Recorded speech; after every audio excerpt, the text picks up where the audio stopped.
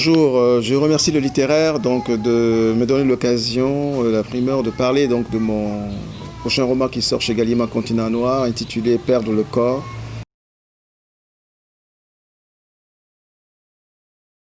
Et donc voilà, qu'est-ce qu'on peut retenir de ce roman? Je pourrais déjà dire que c'est un roman qui met en scène un personnage d'un âge mûr et un jeune homme de 28 ans et une jeune femme de 25 ans. Pour le dire succinctement au départ, Jean Adodo, personnage de 56 ans, propose à Maxwell City, 28 ans, de faire la cour à une jeune femme avec laquelle M. Jean Adodo est supposé avoir une liaison. Et il propose cela à Maxwell City contre rétribution. C'est un marché étrange.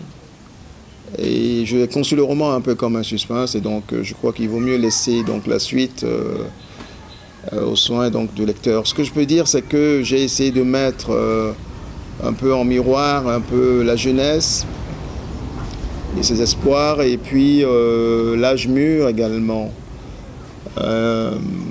C'est pas une confrontation, c'est une mise en parallèle ou en face à face de ces deux aspects de la vie. Et c'est une histoire d'amour et d'amitié. D'amitié entre deux hommes, d'amour entre une jeune femme et un jeune homme. Et c'est une histoire d'amitié et d'amour d'une manière générale, au-delà de ces personnages, en ce qui concerne le pays en question, en l'occurrence le Togo. Donc voilà ce que je pourrais dire au sujet de ce premier roman, Perdre le corps.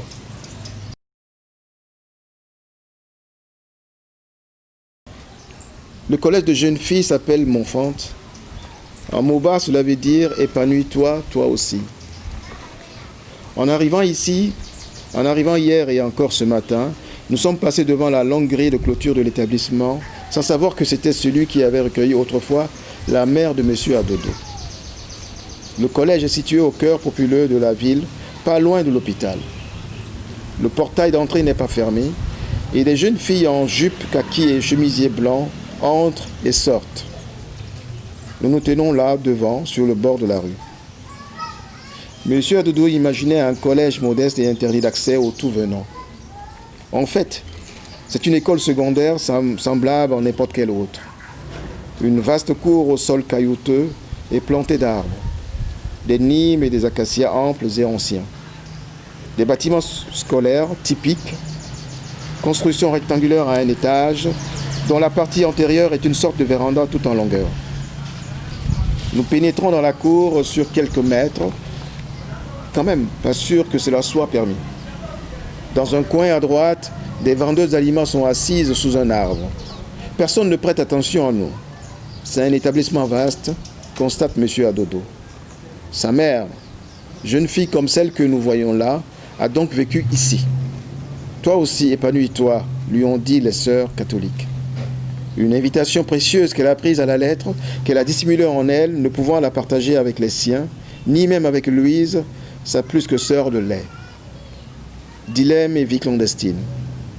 Rencontrer et suivre le père de M. Adodo a dû être aussi un désir de s'évader, une quête d'épanouissement. Renoncer au jeune infirmier aimant, mais originaire du Sud pour un jeune paysan qui est un cousin éloigné? Pourquoi être venu jusqu'au collège Montfante alors?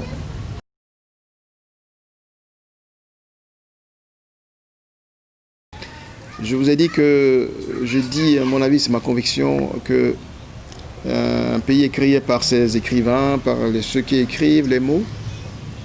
Fondamentalement, nous vivons dans les mots, les hommes vivent dans les mots. Et à partir de là, quand on écrit, quand un pays, en fait, on le crée.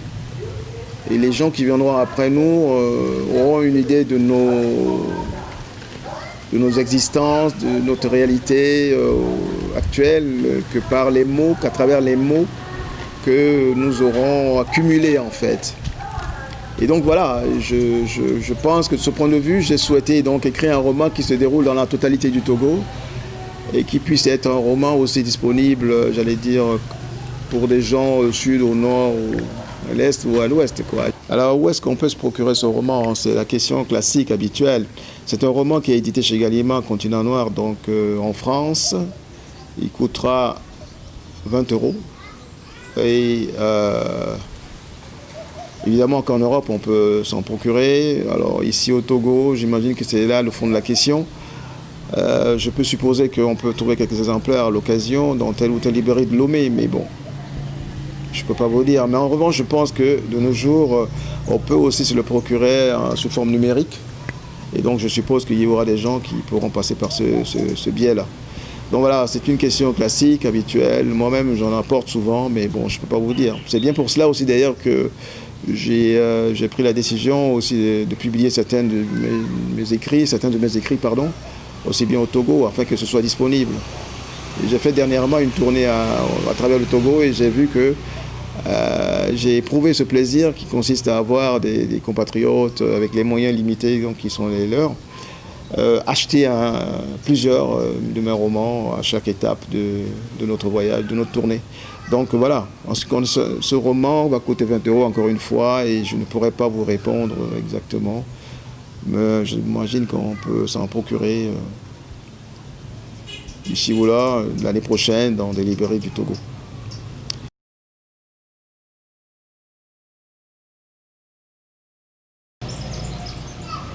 Il est très difficile de dire, ça dépend. J'ai un dada, j'ai une espèce d'obsession qui est l'idée d'un élargissement des frontières, des limites de la vie humaine en Afrique de l'Ouest, donc de faire une espèce d'intégration sous-régionale. C'est une obsession que j'ai. Ça peut être mon mot de la fin, mais c'est un peu inattendu par rapport à ce que je viens de dire. Donc je pourrais dire simplement qu'il faut aimer la littérature, parce que la littérature crée, et le Togo va être créé par la littérature, par les écrits, par les mots. Nous sommes largement encore, et ça c'est démontré par un écrivain ivoirien, Amadou Kouron, nous sommes largement dans un monde oral. Nous ne sommes pas encore dans la mentalité graphique. Et en réalité, c'est le grand secret, c'est la grande différence entre nous et les autres. Eux, ils sont dans le monde graphique, dans le monde de l'écrit. L'écrit a un sens. Et ils ont foi en l'écrit. Et nous n'avons pas foi en l'écrit. Et donc, toute la débandade de notre existence s'explique de cette façon-là. Et c'est long à expliquer ici, mais nous devons nous convertir à l'écrit. Ça va être difficile parce qu'aujourd'hui, avec les réseaux sociaux, nous sommes dans un autre sens encore.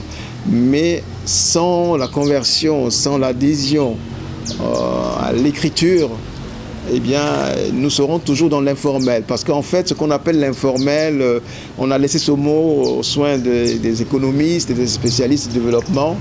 Mais en réalité, l'informel, c'est l'absence d'écriture.